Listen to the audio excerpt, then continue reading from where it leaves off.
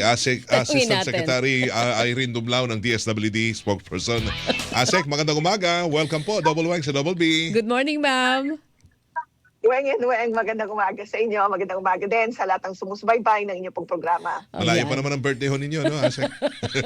Hindi mo na kami babati. Oh, kala namin March ka din eh. Tapos malay mo, bukas pala yun, ano? Ba, Diba? tahimik lang si ASEC. Hindi, ano na yan, safe na yan, belated. Kung nakalipas man for next year po. Advance. Asek, kumusta Kailangan- na po yung... Parating pa lang po. Oh, parating pa lang. Wow, Ayan, sige. Advance. Ma'am, kumusta yung preparasyon para po sa pagbibigay ng ayuda ng DSWD under AIX? Well, ang Department of Social Welfare and Development ay nakipag-ugnayan sa mga local social welfare development officers. Noong pong Biyernes, may mga nagsumite na ng kanila pong mga listahan. Meron din pong mga nagsusumite hanggang ngayon dahil inaayos yung pong mga talaan ng mga tricycle drivers sa kanilang lugar. Pero nung nag-usap po tayo with them, inayos na natin yung magiging procedure para sa isasagawa na payout activities starting Tuesday.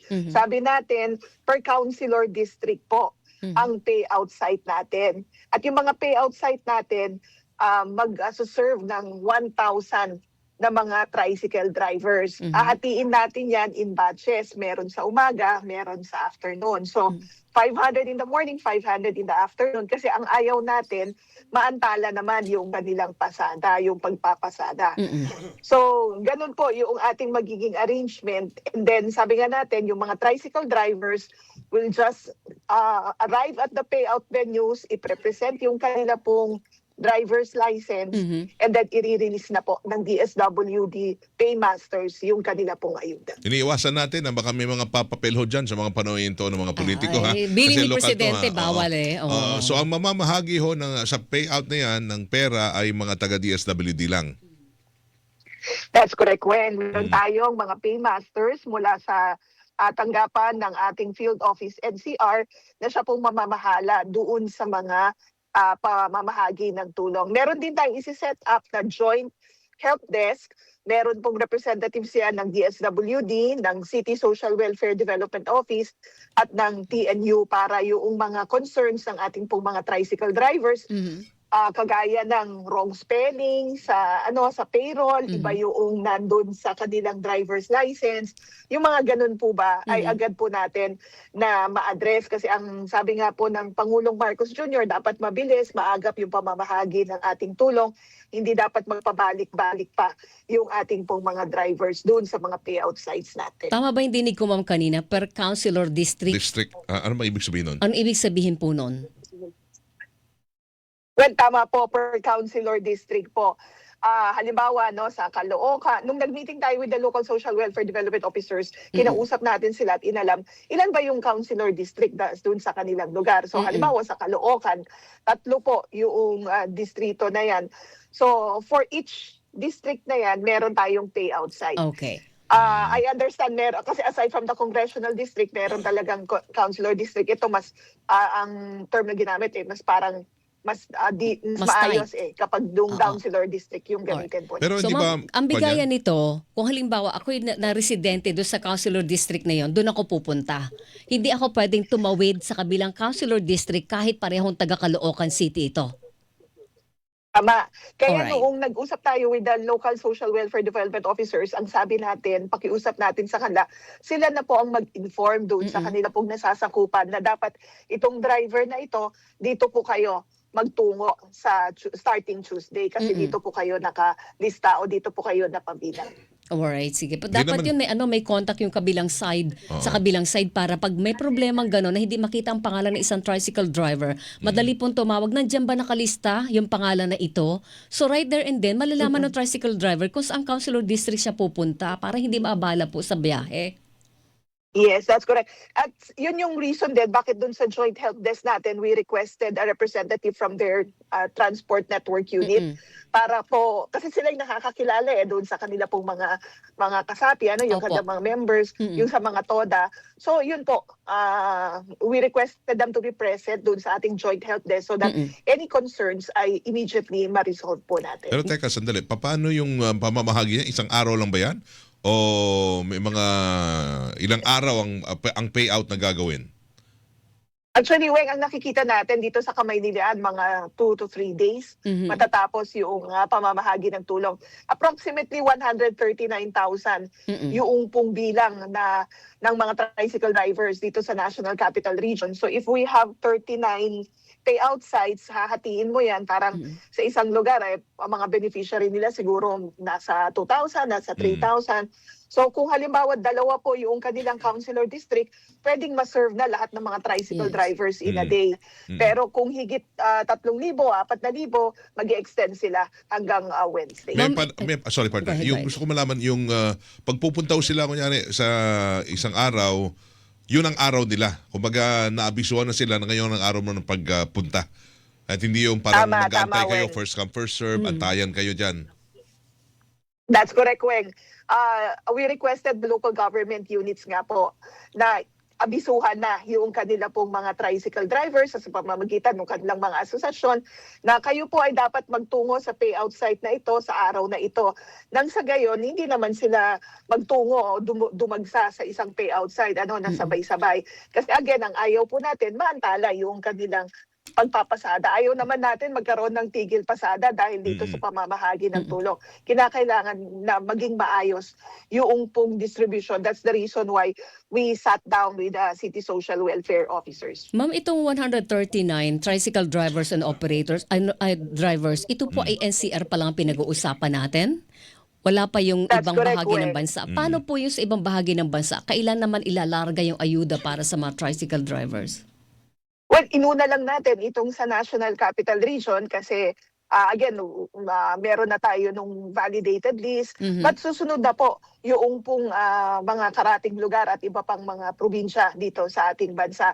Kasi ang gusto naman natin, Weng, lahat talaga mabahagi na ng tulong. So, after NCR, sunod-sunod na po yan. Okay, linawin sana natin, kasi partner, ma'am oo. sa Benguet nga 100 pesos na ang diesel di ba? Yeah. So mas mahal po sa kanila doon sa probinsya. Kaya kung kailangan sa Metro Manila, all the more na kailangan ng mga drivers doon sa probinsya, ma'am.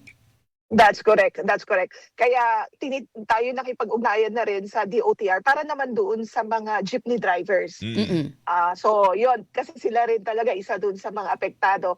Kasi halimbawa, nabanggit mo yung doon sa Benguet, doon sa halimbawa Baguio, pero wala rin naman pong mga tricycle drivers kasi sa Baguio.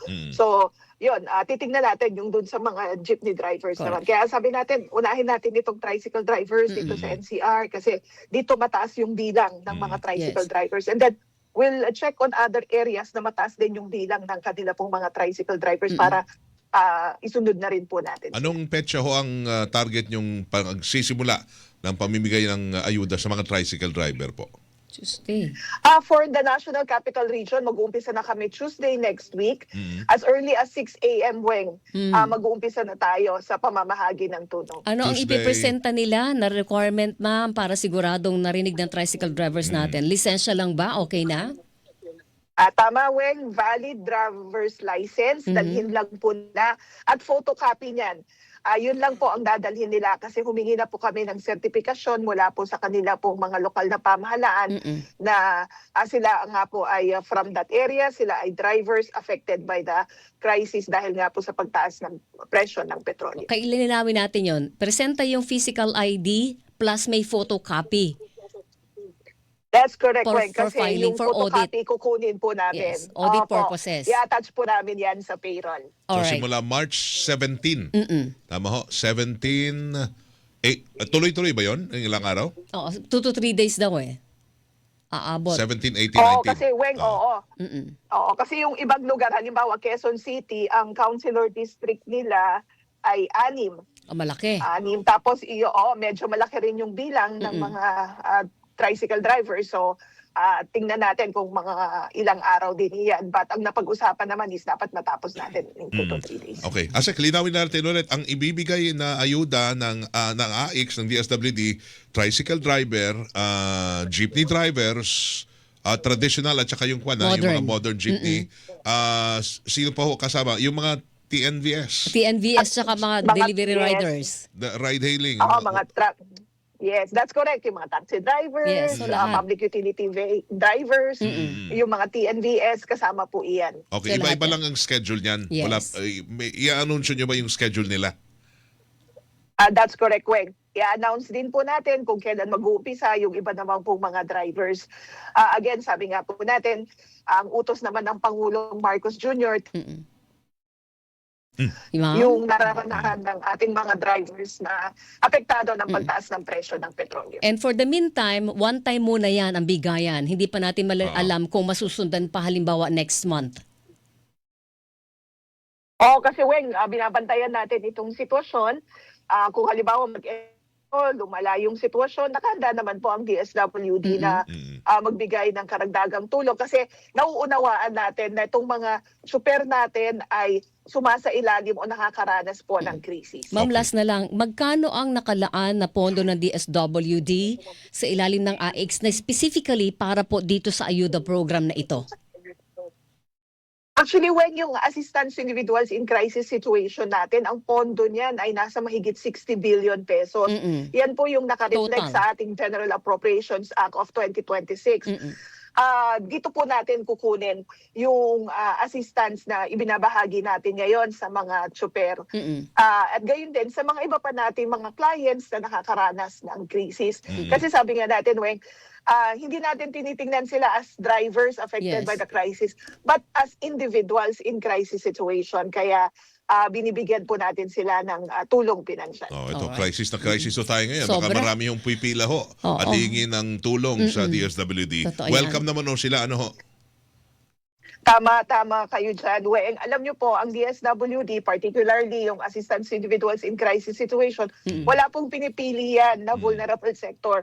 Kapag kayo po ay na-assess at nakita namin na kayo ay nakakaranas na matinding krisis, kayo po ay inalalayan sa programa na ito. Kasi social safety net po ito pang-address, pang-caution sa mga adverse impacts ng crisis or emergencies. Alright. Salamat po sa DSWD, ma'am, at sa inyo ni Secretary Rex Gatchalian. Good luck po sa Salamat po Tuesday. sa serbisyo. Thank you. Thank you, ASEC. Maraming salamat po at magandang umaga sa inyo. Good morning, ma'am. Assistant Secretary Irene Dumlao, ang spokesperson ng Department of Social Welfare and Development, mga kapuso, DSWD. Tingnan mo loko si Jan. Hilingan, walang pinoprotektahan.